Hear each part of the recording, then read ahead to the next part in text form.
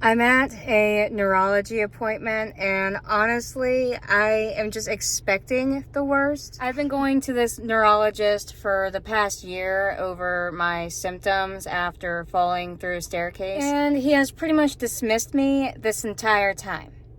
If you can't tell, I was crying a little bit.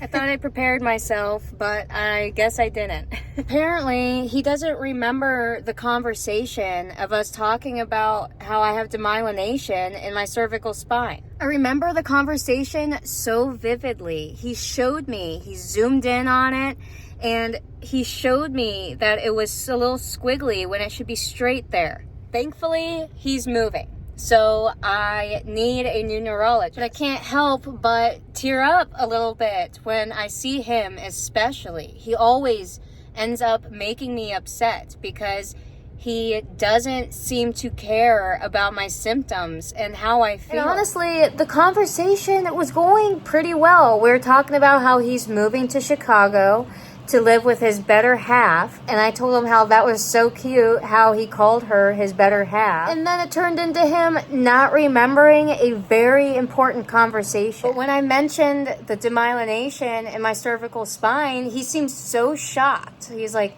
I don't remember having that conversation. So I reminded him because I remember the conversation very clearly, and I told him how he came in the room to go over my MRI results. So to clarify that, he ended up zooming in on my cervical MRI.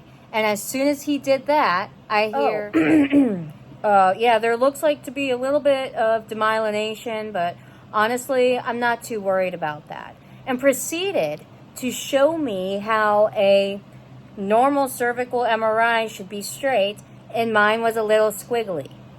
And I said, explain that to me. Explain how you saw that, you never charted it. You made it pretty obvious you didn't notice it before, and now you just forgot that conversation. I'm so grateful he's moving. He had the audacity to try and tell me that I didn't need another referral for another neurologist. And I told him, just because you don't remember that conversation doesn't mean I don't have lesions or degenerative disc disease. It doesn't mean I don't have nerve compression in my shoulder. It doesn't mean I don't have nerve problems. Hopefully this new neurologist actually hears me and listens to me because I'm so tired of all of this. Thank you so much for listening. Please like, comment, and follow me on my TikTok to follow me on my journey. Stay sunny, guys.